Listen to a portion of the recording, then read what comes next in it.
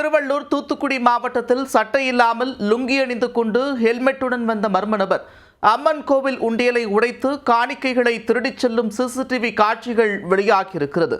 கோவில் உண்டியலை டார்கெட் வைத்து கொள்ளையடித்து வரும் ராத்திரி திருடனின் பின்னணி என்ன?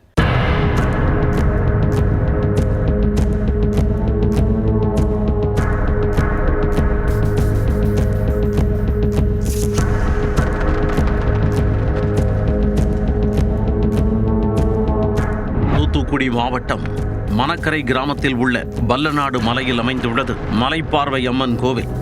பிரசித்தி பெற்ற இம்மலை கோவிலில் சம்பவத்தன்று பூசாரி வழக்கம் போல கருவறையை பூட்டிவிட்டு வீட்டிற்கு புறப்பட்டுள்ளார்.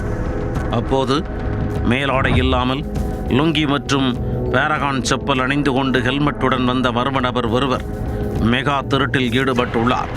கருவறை வாசலில் வைக்கப்பட்டிருந்த உண்டியலை உடைத்தவர் அதிலிருந்த காணிக்கையை கொத்து கொத்தாக அள்ளி வெளியே போட்டுள்ளார்.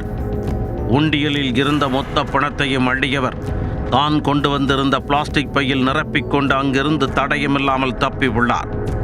கிட்டத்தட்ட 1 லட்சம் ரூபாய்க்கு மேல் காணிக்கை பணத்தை அவர் திருடியிருப்பார். இச்சம்பவம் கோவில் சிசிடிவி கேமராவில் பதிவாக அது தொடர்பாக முரப்பநாடு காவல் நிலையத்தில் புகார் அளிக்கப்பட்டுள்ளது.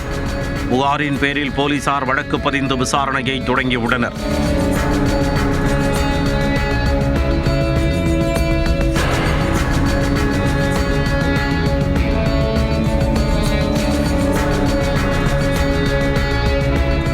அப்போது இதே பாணியில் சட்டை இல்லாமல் லுங்கியுடன் ஹெல்மெட் அணிந்து கொண்டு வந்த நபர் தூத்துக்குடி தோழப்பன் பண்ணையில் உள்ள மற்றொரு கோவில் உண்டியலிலும் கை வைத்துள்ளார்.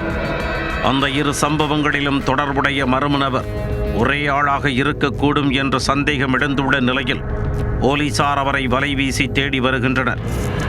சம்பவத்தில் ஈடுபட்டவர் பிடிபட்டால் மட்டுமே உண்டியலில் திருடப்பட்ட காணிக்கையின் மதிப்பு குறித்து தெரிய வரும்.